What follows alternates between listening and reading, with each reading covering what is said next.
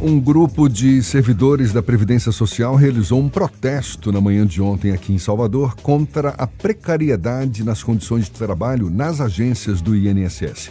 O grupo chegou a levar ventiladores e se manifestou contra problemas estruturais, como a falta de climatização nos postos de atendimento aos segurados, bem como outras mazelas. É sobre esse assunto que a gente conversa agora com o dirigente da Confederação Nacional dos Trabalhadores da Seguridade Social, Raimundo Sintra, conosco aqui no Issa Bahia. Prazer recebê-lo. Bom dia, Raimundo. Tudo bom? Bom dia a todos e todas, ouvintes da rádio à tarde. Pois é, diante dessas condições apontadas como precárias, condições de trabalho, né, relatadas pelos servidores do INSS, quais são as principais demandas, as principais reivindicações da Confederação Nacional dos Trabalhadores da Seguridade Social para garantir um ambiente de trabalho mais adequado, mais seguro? Bem, hoje, por incrível que pareça, a nível nacional, a Confederação e outras entidades representativas dos servidores públicos federais, elas fugiu até de uma certa forma da pauta principal, que é a questão salarial. Há um bom tempo a gente vem reivindicando, infelizmente, a valorização do setor público, em todas as áreas, na área da educação e principalmente na área da saúde, e previdência não é diferente. E para nós, o que é surpresa é que, ao decorrer dos anos, a Previdência vem sofrendo vários ataques no sentido de sua extinção e até um sentido de terceirização e privatização dentro do processo da Previdência. Extinção meio exagero, não é não? Extinção, mas é pelo incrível que pareça, a gente vem uma luta há muito tempo já, desde a década de 80, a gente vem cobrando dos governos reposição de pessoal, que é uma dos causadores do problema, que reflete no segurado diretamente. E hoje nós estamos, além da deficiência de pessoal, que é um número muito expressivo, hoje a gente vem lutando para manter a instituição em pé. E por incrível que pareça, em torno de 15, 20 dias, na própria M6, por isso que nós, junto com o sindicato aqui, o Sindprev, que eu mando um abraço para toda a direção, fez esse movimento porque há 20, 15 dias atrás uma segurada desmaiou na agência exatamente por falta de condições. Não tinha ar-condicionado e outras condições materiais, praticamente. Isso está acontecendo em várias agências hoje, sem contar com a redução de agência. Hoje a agência do comércio não funciona, a da Praça da Sé não funciona. Então por isso que nós estamos falando a extinção, porque está sumindo. E a gente está vem cobrando do governo, não só a questão de reposição com concurso, os concursos realizados até hoje tem uma demora na reposição de pessoal, é bom deixar claro. A outra questão, que é de estrutura, nós não concordamos há muito tempo aqui na Bahia, principalmente, com essa regionalização da superintendência, porque reflete na estrutura. Para você ter uma ideia, para se trocar uma lâmpada minimamente ou umas questões técnicas, você tem que solicitar da gerência regional, que é em Pernambuco. E aí está com contradições. Contradição no seguinte sentido: que foi na época do governo Temer, que fez essa regionalização da Previdência, e foi uma situação equivocada. Por quê? Porque, comparando com a Bahia tem hoje, nós temos hoje 7 a 8 gerências, e aqui em Salvador, particularmente, nós temos 7 agências. Então, Pernambuco tem 3 agências e ficou exatamente com a regionalização. Então, essa distribuição, no nosso haver, foi muito equivocada e por isso que nós estamos solicitando. A gente tinha uma superintendência regional que foi extinta ou há muito tempo aqui tinha uma superintendência do Estado e foi extinta essa estrutura para dar um lugar a outra estrutura que seria regionalizada. Agora Sul, Sudeste, Nordeste. Então, Pernambuco centraliza a região Nordeste. Pernambuco, Sergipe, Bahia. Então, essa distribuição, no nosso haver, foi equivocada e por isso nós estamos há mais de 3 anos reivindicando a volta da superintendência para Para a Bahia. Ou uma criação de uma espécie. Agora, tem uma tendência de vários serviços irem para o ambiente virtual, não é? Agora, mais recentemente, o Ateste Média, essa novidade que agrada alguns e desagrada outros. A gente já tratou do assunto aqui no programa. Isso tem a ver com essa diminuição das estruturas? Você acha que essa é uma tendência ou... Essa, na verdade, é uma tendência até mundial. A tecnologia veio para nos ajudar em várias áreas, principalmente o mais surpresa é a área da medicina, que a tecnologia tem avançado muito. No INSS não é diferente, e nós, por sermos de sindicalismo, nós empregamos nas nossas bases um sindicalismo moderno. Então, nós não podemos e não devemos ser contra a automação dentro da Previdência. Mas há diversos equívocos. Hoje, qual é o quadro? Hoje nós temos uma boa parte dos poucos servidores que hoje tem nas unidades. Desses poucos, uma parte foi para o trabalho remoto. E aí, quais são as contradições que nós apontamos no nosso levantamento, nos nossos estudos?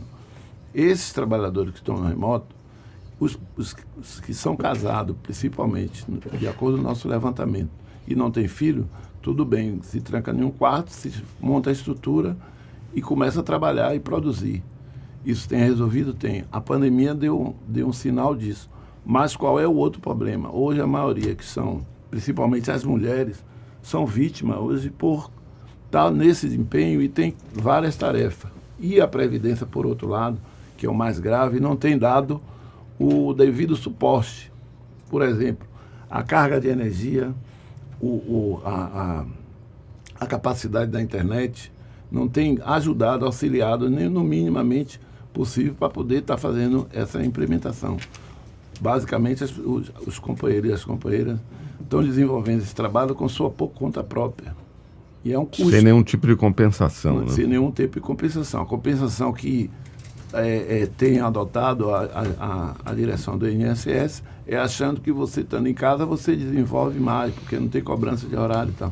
Mas tem cobrança de produção, certo?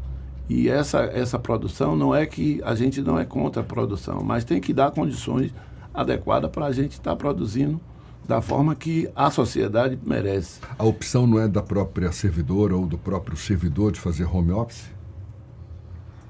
De uma certa forma é. Tem uma parte no levantamento que nós fizemos, não há reclamação no sentido do home office. A reclamação é nas condições que estão dadas a esses funcionários para implementar home office.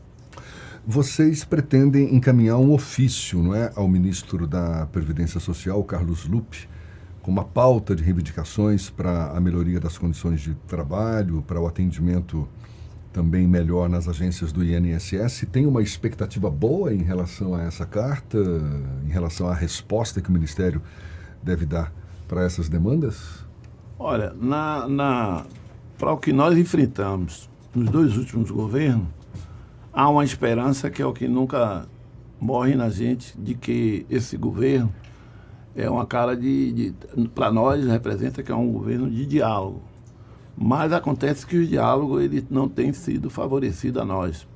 Principalmente até quando a gente vê a questão da própria economia do país, que a gente tem que fazer essa leitura, e aí o governo, propondo orçamento zero, isso tem reflexo direto em nós. Por quê? Porque está aí apresentado, nós servidores federais, estamos na campanha salarial, como eu coloquei antes, e na verdade, o que tem sinalizado é reajuste zero para esse ano.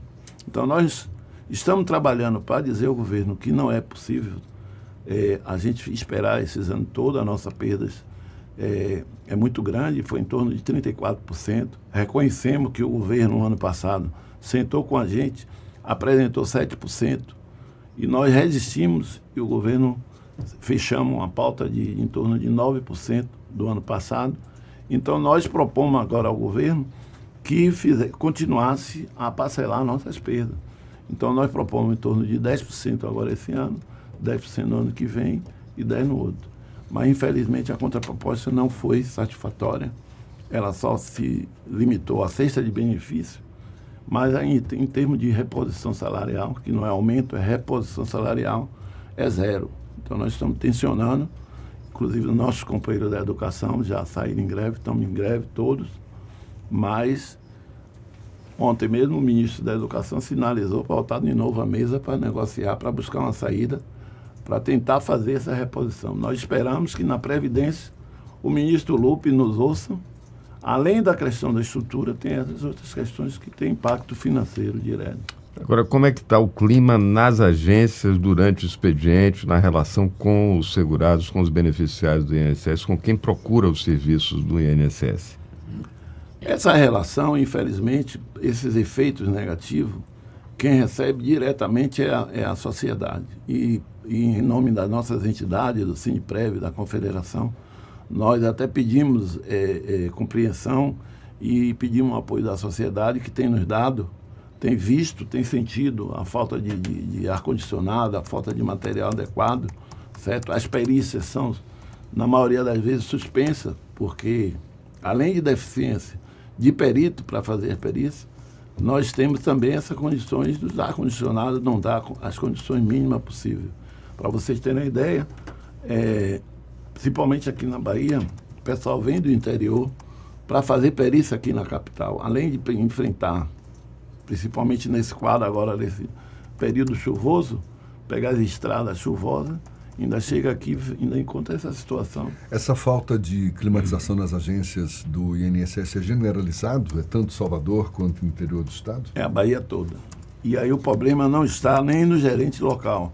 O problema fica porque o gerente local tem que, até que na maioria das vezes, já foi diversas solicitações, reuniões, no sentido do problema, mas, infelizmente, para nós, uma das soluções vai ser o retorno da superintendência, porque era mais rápido. Para você ter uma ideia, imagine se aqui a instituição aqui tivesse a nível nacional para solicitar uma troca de ar-condicionado ou um conserto, ter que ligar para a regional. Lá para Recife. Já para Recife. Além dessa falta de climatização que você está batendo bastante aí, quais outras questões estruturais de infraestrutura enfrentadas pelos servidores do INSS que, na sua avaliação, precisam ser, digamos, urgentemente solucionadas? A principal, que a gente não esperávamos, pelo fato da Previdência ser a maior distribuidora da América Latina de recursos, a gente não esperava esse enxugamento, por isso que no início eu disse até a extinção, a gente não esperava que seria, principalmente no governo Lula, que foi no primeiro governo Lula, que aumentaram o número das agências, a gente ter essa redução. Não é desse governo, mas os governos anteriores vêm reduzindo e fechando as agências. Além de pessoal, ao invés de abrir concurso público e colocar nas agências já existentes, fizeram o inverso. Enxugaram as agências, como eu disse, da Praça da Sé, Comércio, agora mesmo está para sair uma agência dentro das Mercedes, que está colocando 2 agências em uma só. Então, essas estruturas têm reflexo direto no atendimento. Aqui em Salvador, por exemplo, se diminui o número de agências, dificulta o atendimento para quem mora mais distante. No interior isso também acontece, né? Muitas pessoas têm que deslocar, às vezes, centenas de quilômetros para chegar numa agência. Nesse caso, alguns serviços são insubstituíveis, tem que ter o atendimento direto numa agência, né? Com certeza. Por exemplo, o segurado que vem para uma perícia, ele às vezes, quando é remarcado, ontem mesmo foram remarcadas várias perícias por conta dessa deficiência de atendimento, por conta da sala, o ar-condicionado está funcionando. Se ele, o segurado, não tiver problema no seu pagamento, ele, com certeza, se ele tiver, no caso de alguns que foram suspensos, alguns pagamentos por outros motivos e precisa da perícia, ele fica prejudicado e fica revoltado. E isso reflete no servidor que está ali de frente para ele, sofrendo o mesmo problema. E nós, enquanto entidade, precisamos buscar uma solução.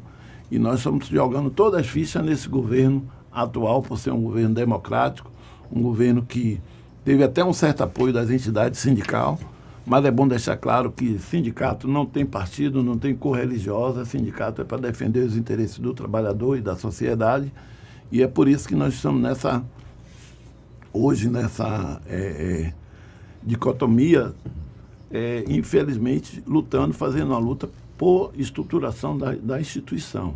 Agora, Raimundo, esse sucateamento do INSS é um processo que vem ocorrendo ao longo desses últimos anos. Coincide com a promulgação da reforma trabalhista em 2016, o início desse sucateamento? Que relação existe entre o sucateamento do INSS com a reforma trabalhista de 2016? Exatamente, você tocou um ponto que é fundamental, que quando nós fomos contra a reforma da Previdência, lá atrás, não é porque nós somos contra a reforma. Tem que fazer reforma? Tem. Agora tem que fazer reforma protegendo os direitos trabalhistas ou ampliando os direitos trabalhistas. Mas o que tem feito até aqui foi reduzindo e tirando os direitos trabalhistas. Aí você, quando vai para esse olhar, a reforma da Previdência ela foi prejudicada na reforma trabalhista. Porque a partir de quando mexe nos direitos dos trabalhadores, o governo passado mesmo, o que é que ele dizia? Ele disse isso publicamente em campanha e durante a campanha. Menos direito para mais emprego. Isso foi uma falácia que nenhum nem outro teve. E aí o reflexo disso é na Previdência. Se você tem uma empresa, você não contribui para a Previdência, você não tem com funcionário. Então você não... Quem alimenta os aposentados é o nível de emprego no Estado, no município e no país.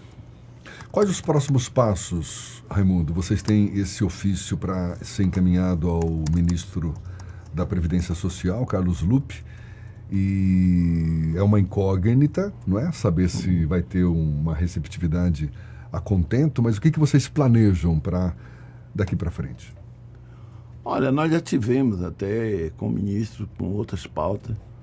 Nós temos, como eu disse, a nossa expectativa é que venha o ministro receber e que o governo tenha a sensibilidade para, de uma forma urgente, resolver essa questão da Previdência, porque o nosso foco maior é a sociedade, porque se a gente não tiver o cidadão do jeito que está acontecendo, para ter um bom atendimento, nós vamos perder esse cidadão e ele vai ficar perdido e nós vamos perder também nossos empregos, como está acontecendo.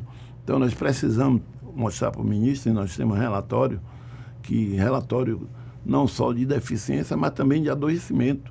Porque quando você tem um servidor para atender 100, você causa uma pressão psicológica, inclusive está aí agora na pauta nacional, a questão da saúde do trabalhador, que é uma coisa que afeta diretamente o trabalhador quando ele não tem as condições adequadas para poder estar discutindo e resolvendo e desenvolvendo suas atribuições. Então, a nossa expectativa, pelo fato de ter um governo, como eu disse, democrático, que tenha sensibilidade, assim como teve para outros setores, que tenha sensibilidade de urgência, porque não é uma coisa para demorar mais ainda, e nós estamos também se mobilizando, sensibilizando, chamando as bancadas. Já tivemos a bancada aqui da Bahia do governo, a própria Alice da Mata já fez uma matéria em relação a isso, sobre a questão da reposição. Colocamos aqui no reposição salarial. Reposição salarial e reposição de estrutura. Sim. No sentido de trazer a superintendência para a Bahia, criar uma superintendência aqui no estado da Bahia, para a gente ir diminuindo esses impactos. Então, nós estamos dialogando com todos os campos que estão próximos ao governo, os representantes parlamentares e também diretamente com o governo. Nós estamos encaminhando um ofício relatando todas essas dificuldades. Agora, vocês têm expectativa, no meio desse estica e puxa do orçamento, a busca pelo cumprimento da meta, porque se abrir a negociação e concessão para uma categoria, efeito cascata, outras categorias de servidores que já estão também se mobilizando vão querer também, né? Na verdade, o que nós temos que acreditar no que nós estamos fazendo. Na verdade, o governo tem seus motivos de estar apresentando a questão do déficit zero, mas a gente também, por outro lado, há contradições, porque o governo tem sinalizado superávit em várias áreas. Já jogou para 2025, né? Exatamente, aí o que acontece? Então, nós queremos entrar na prioridade dos gastos, ou melhor dizendo, porque existe no Brasil uma divergência muito grande do que é gasto e do que é investimento. Então, para nós, concurso público não é gasto, para nós, reajuste não é gasto, para nós, representantes das entidades, fortalecer, reestruturar a estrutura do INSS, por ser uma das maiores do mundo, distribuidora, isso não é gasto, isso é investimento. Então nós queremos entrar nessa prioridade. Maravilha. Raimundo Sintra, que é dirigente da Confederação Nacional dos Trabalhadores da Seguridade Social. Boa sorte aí nessa luta. Obrigado, e eu gostaria de mandar um abraço aqui para nossos companheiros aqui, representantes do Sineprev, que é um sindicato combativo, um sindicato atuante, hoje na conjuntura atual, onde o ataque ao movimento sindical é grande, né, pela sua capacidade e competência. O nosso coordenador, o companheiro Santa Rita, a nossa companheiro Valdemir, a companheira Luci Valdina, que está numa luta enorme aí em relação à valorização das mulheres. Então, estou mandando um abraço aqui em nome da Confederação, e que nosso jargão está de pé, a luta continua, né? Com chuva ou com sol, a luta continua. É isso aí, pode parar não. Valeu, Raimundo, muito obrigado, um bom dia para você. Agora são 7h50 na Tarde FM.